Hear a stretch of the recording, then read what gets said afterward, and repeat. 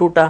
تو اس کا وہی طریقہ ہے کہ ہم غور کریں کہ اگر یہ شلوار پہ نہ لگتا تو کیا خود اس میں بہنے کی صلاحیت تھی یا نہیں تھی. اگر بہنے کی صلاحیت ہو، ذہن یہ کہے تو پھر ٹوٹ جائے گا، ورنہ نہیں ٹوٹے گا. اچھا، فتویٰ تو یہ کہتا ہے، اور تقویٰ کیا کہتا ہے کہ اگر ہم دوبارہ وضو کر لیں؟ نہیں، تقویٰ بھی یہ نہیں کہتا، کیونکہ یہاں پہ جی ہاں یہ بڑا طویل پھر مسئلہ ہو جائے گا، کیونکہ یہ قیاسی مسئلہ ہے. اس کو اصل میں پیشاب وغیرہ پہ قیاس کر کے پھر فقہائے احناف نے وضو کے نکلنے سے وضو کے ٹوٹنے کا حکم دیا ہے. اور امام شافعی اس پہ ٹوٹنے کا حکم اسی لیے نہیں دیتے ہیں، وہ بولتے ہیں صرف پیشاب وغیرہ سے ٹوٹے گا، خون نکلنے سے ٹوٹے گا ہی نہیں. تو چونکہ اس پہ طویل کلام ہے، اس لیے فتویٰ اور تقویٰ دونوں اسی میں منحصر ہیں کہ اس کو دوبارہ وضو نہ کیا جائے. اس کے علاوہ اگر چھالے بعض اوقات ہو جاتے ہیں، جوتے پہنتے ہیں تو موٹے چھالے بن جاتے ہیں پانی والے. یہ پانی جو چھالا ہوتا ہے یہ اصل میں خون ہوتا ہے. یہ خون پہلے پیپ بنتا ہے، پیپ بننے کے بعد وہ سفید پانی میں تبدیل ہو جاتا ہے. لہٰذا اگر چھالا نوچا اور اس کا پانی بہہ گیا تو اس سے بھی انسان کا وضو ٹوٹ جائے گا. بڑا سائنٹیفکلی آپ نے اس کو پروف کر دیا. جی ہاں. اس کے علاوہ جو ایسی نیند کہ جب آدمی ٹیک لگا کر سوئے، اس کے سرین وغیرہ بیک جو ہے اس کی جمی ہوئی ہو، اور وہ حالت ایسی ہو کہ نیند کو آنے سے روک نہ رہی ہو، اس میں آدمی جب سو جائے گا تو یہ نیند بھی انسان کے وضو کو توڑ دیتی ہے. تو حقیقتاً نیند سے وضو نہیں ٹوٹتا، بلکہ حکم یہ ہے، نبی کریم صلی اللہ علیہ وسلم نے ارشاد فرمایا کہ جب انسان سو جاتا ہے تو اس کے اعضاء ڈھیلے پڑ جاتے ہیں. اس کو استرخاء مفاصل کہا جاتا ہے. استرخاء مانے ڈھیلا پڑ جانا، مفاصل مانے جوڑوں کا. تو یہ اصطلاحی ایک لفظ ہے، عوام بھی اس کو اگر جان لے گی تو کہیں لکھا ہوگا تو آسانی رہے گی. استرخاء مفاصل یعنی سوتے وقت جوڑ انسان کے ڈھیلے پڑ جاتے ہیں تو جو ہوا بدن کی رکی ہوئی ہوتی ہے وہ خارج ہو جاتی ہے. تو اب ہمیں پتہ تو نہیں کہ خارج ہوئی ہے نہیں ہوئی ہے، لیکن چونکہ امکان موجود ہے تو یہ شرعی اصول ہوتا ہے کہ اگر کسی شے کا سبب مخفی ہو، کسی چیز کا سبب پوشیدہ ہو، تو جو ظاہری علامت ہوتی ہے اسی پر حکم لگا دیا جاتا ہے. جیسے ایک آدمی سو رہا ہے، اب ہوا خارج ہوئی نہیں ہوئی، یہ مخفی معاملہ ہے، اور وضو ٹوٹنے کا سبب ہوا کا خروج تھا، سبب مخفی ہوا تو ظاہری حالت پر حکم لگا دیں گے کہ نیند سے وضو ٹوٹ گیا. لیکن اگر کوئی ایسی حالت میں سو رہا ہے کہ اس کے اعضاء ڈھیلے نہیں ہوتے تو پھر وضو نہیں جائے گا. جیسے مثلا تراویح پڑھتے پڑھتے کھڑے کھڑے سو جاتے ہیں بعض لوگ کہ دوسرے کا سہارا لگا کر، یا مطلب اتحیات میں بیٹھ گئے اور جب بہت زیادہ طویل صورتیں ہو جاتی ہیں تو بیچارے کھڑے کھڑے ذرا تھک جاتے ہیں. جی ہاں، برابر والے بیچارہ کوہنیاں مارتا رہتا ہے اور پھر بڑی مشکل سے وہ اپنی حالت کو قابو میں کرتا ہے. تو اس طریقے سے بھی وضو نہیں جائے گا، کیونکہ یہ ایک ایسی حالت ہے کہ یہ نیند کو آنے سے خود روک رہی ہے. تو بہرحال نیند بھی ناقض وضو ہوتی ہے.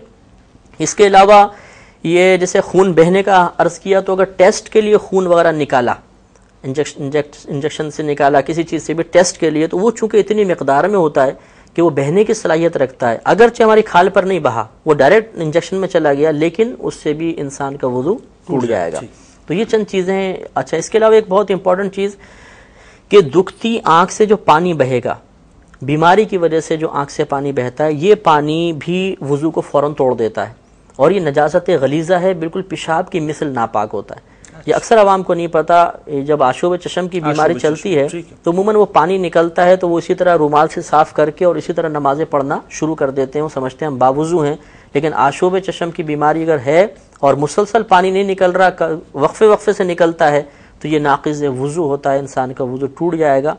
ہاں، ویسی آنکھ سے پانی بہا، مثلا مرچ پڑ گئی یا گھر والے پیاز کاٹ رہے ہیں تو وہ اس کا پانی آنکھ میں چلا گیا، یا کوئی غم طاری ہو گیا اور آدمی رونے لگا، تو ایک الگ مسئلہ ہے. یہ اس پانی سے وضو نہیں جائے گا. باقی بیماری کی وجہ سے، دکھتی آنکھ سے، آشوب چشم کی وجہ سے جو بھی پانی نکلے گا وہ ناقض وضو ہوگا، یعنی وضو کو توڑ دے گا. تو آشوب چشم اگر ایک شخص کو ہے اور جناب اس نے وضو کیا اور وہ وضو کرنے کے فوراً بعد پانی بہنا شروع ہو گیا، تو فوراً ہی کیا وضو ناقص ہو جائے گا؟ جی ہاں، اس میں وہی میں نے صورت اسی لیے عرض کی کہ اگر تو بالفرض ایسا ہے کہ مثلا وہ ظہر کی نماز پڑھنا چاہتا ہے اور آشوب چشم اس پر غالب ہے، جیسی وضو کرتا ہے پھر قطرہ نکل آتا ہے، تو وہ انتظار کرے 10-15 منٹ، پھر وضو کر کے دیکھے، پھر اگر پانی نکل آیا پھر انتظار کرے حتیٰ کہ آخری وقت آ جائے.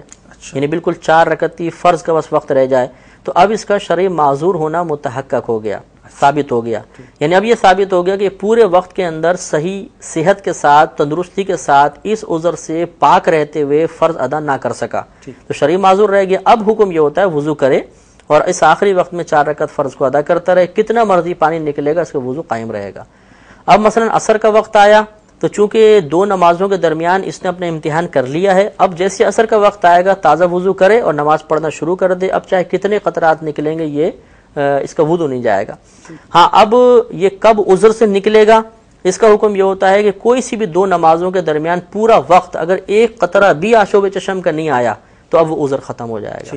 اب مثلا مغرب سے عشاء نہیں آیا، عذر ختم ہو گیا، عشاء کے بعد پھر آ گیا، تو اگر پھر آئے گا پھر وہ دوبارہ امتحان لیں گے کہ میں معذور ہوں یا نہیں.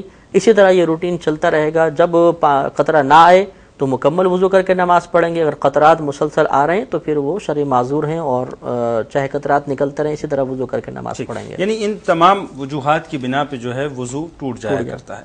ایک سوال اور بڑا عام ہے، عموماً چونکہ ہم نے یہ اسٹڈی کیا ہے کہ ہمارے یہاں روٹین میں ہو گیا جناب مغلظات بکنا اور بد نگاہی کرنا، یعنی مارکیٹس میں ہم جاتے ہیں تو بڑی بد نگاہی ہوتی ہے جناب. عموماً ایسا ہوتا ہے کہ غصے میں آ کے لوگوں کو گالیاں بھی دے دی جاتی ہیں، بہت زیادہ جو ہے ان کو دھتکارا جاتا ہے، بہت مختلف باتیں منہ سے نکالی جاتی ہیں. تو کیا گالی دینے سے یا بد نگاہی کرنے سے، چونکہ ہمارے یہاں تو اب یہ ٹرینڈ ہو چکا ہے، تو ان معاملات کی وجہ سے کیا وضو ٹوٹ جایا کرتا ہے؟ جی ہاں، یہ جو چیزیں بیان کی فقط انہی سے وضو ٹوٹے گا. باقی گالی دی، بد نگاہی کر لی یا کوئی غلط بات سن لی اس نے یا غلط بات سوچ لی، ان چیزوں سے عموماً وضو نہیں جایا کرتا. عموماً کیا جاتا ہی نہیں، اکثر وضو نہیں جائے گا. اور یہ اس کی وجہ سے بہرحال مکروہ تو ہیں اور وضو کی نورانیت میں فرق پڑے گا، لیکن وضو کے ٹوٹنے سے ان کا کوئی تعلق نہیں ہے. اچھا ایک بات فرمائیے کہ ایک شخص ہے اس کو اسموکنگ کی مستقل عادت ہے، تو کیا اسموکنگ سے بھی کچھ فرق پڑتا ہے وضو کی صحت؟ نہیں، اس پہ وضو نہیں ٹوٹے گا، لیکن یہ ضروری ہے کہ اگر وہ نماز پڑھنے کے لیے جانا چاہتا ہے تو پہلے اچھی طریقے سے کلی کرے اور منہ سے بو کو دور کرے، کیونکہ نبی کریم صلی اللہ علیہ وسلم نے ارشاد فرمایا کہ جو ان درختوں یعنی پیاز اور لہسن آپ نے مراد لی ان سے کھائے وہ ہماری مسجد کے قریب نہ آئے، کیونکہ جس سے انسانوں کو تکلیف ہوتی ہے اس سے فرشتوں کو بھی تکلیف ہوتی ہے. تو سگریٹ بھی چونکہ بدبودار شے ہے، منہ بدبو جاتی ہے منہ میں، تو اس فرشتے اس سے کوفت محسوس کرتے ہیں، اس لیے اس کو پئیں تو وضو تو نہیں ٹوٹے گا، لیکن مسجد میں آنے سے پہلے منہ کو صاف کرنا چاہیے. اچھا ایک آخری سوال بڑا امپورٹنٹ ہے. عموماً لوگ وضو کیا کرتے ہیں اور اس بات کا کبھی کبھار خیال بھی نہیں رکھا کرتے کہ صاحب مطلب وہ سطر کھلی ہے کہ نہیں کھلی ہے، اور لوگ جو ہیں وہ اپنے واش رومز میں اس کا اہتمام کر لیا کرتے ہیں. کیا اپنی سطر کو کھلا دیکھ کر یا دوسرے کی سطر پہ اگر نگاہ پڑ جائے تو اس سے کوئی وضو کی صحت پہ فرق پڑتا ہے؟ جی ہاں، عوام میں ایک عام خیال مشہور ہے کہ کسی کو برہنہ دیکھ لیا یا خود برہنہ ہے تو وضو ٹوٹ جائے گا یا وضو نہیں ہوگا. یہ سب غلط خیال ہیں. جان بوجھ کے کسی کے سطر پہ نگاہ ڈالنا حرام ضرور ہے، لیکن وہی بد نگاہی کے درجے کے اندر آئے گی کہ اس سے وضو پہ فرق نہیں پڑے گا، انسان گناہگار ضرور ہوگا. اسی طرح اگر خود انسان حالت برہنہ میں ہے تو اس حالت میں بھی وضو ہو بھی جاتا ہے، اور اپنا اگر ستر دیکھ بھی لیا تو وضو پہ کوئی فرق نہیں پڑے گا. مفتی صاحب کوئی خصوصی بات آپ کہنا چاہیں اس پروگرام کے حوالے سے؟ بس میں یہ گزارش کروں گا اپنے تمام دیکھنے والوں سے، سننے والوں سے، کہ یہ مسائل ایک دو بار سننے سے یاد نہیں ہوتے ہیں، انہیں بار بار سننا ہوگا. بار بار اس CD کو دیکھیں، بار بار ان مسائل کو ذہن میں محفوظ کریں، اور بہتر طریقہ یہ ہے کہ آپ ان کو سیکھنے کے بعد دوسروں تک ان کو پہنچائیں. جب ہم ایک بات کو بیان کرتے ہیں تو وہ بہت اچھی ذہن میں راسخ ہو جاتی ہے.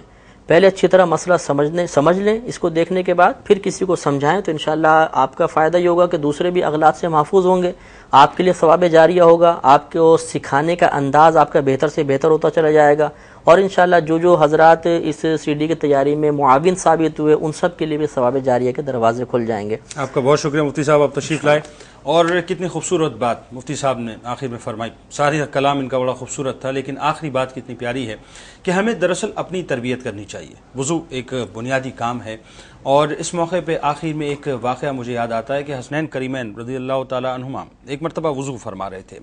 انہوں نے دیکھا کہ ایک بوڑھا شخص وہاں پر آیا اور اس کا وضو جو ہے وہ صحیح نہیں تھا، یعنی جو طریقہ کار تھا وہ صحیح نہیں تھا. اب کہتے کیسے؟ ادب کو بھی ملوز خاطر رکھنا تھا، اور بات یہ ہے کہ اس کی دل آزاری بھی نہ ہو کیونکہ عمر میں خاصے بڑے ہیں.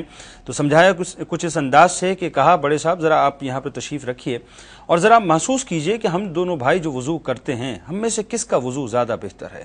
دونوں نے وضو کیا، وضو کر کے بتایا، اور کرنے کے بعد یہ سوال کیا کہ اب یہ بتائیے کہ ہم دونوں میں سے کس نے سب سے بہتر وضو کیا. تو انہوں نے عرض کیا کہ آپ دونوں کا وضو تو بہت بہتر ہے، اصل میں وضو میں جو خرابی تھی وہ میرے ہی وضو میں تھی. تو مختصر بات یہ ہے کہ اگر ہم کسی کو تنبیہ کریں تو یہ خیال رکھیں کہ اس کی عزت نفس مجروح نہ ہو، اور ہمیں اپنے آپ کو اتنا تیار کرنا ہوگا کہ ہم یہ جان سکیں کہ جو وضو کے فرائض ہیں، اس کے جو طریقہ کار ہیں، اس پہ ہمیں مکمل طور پہ ہم عمل پیرا ہو چکے ہیں، اور الحمدللہ ہمارا جو وضو ہے وہ بہترین وضو ہے.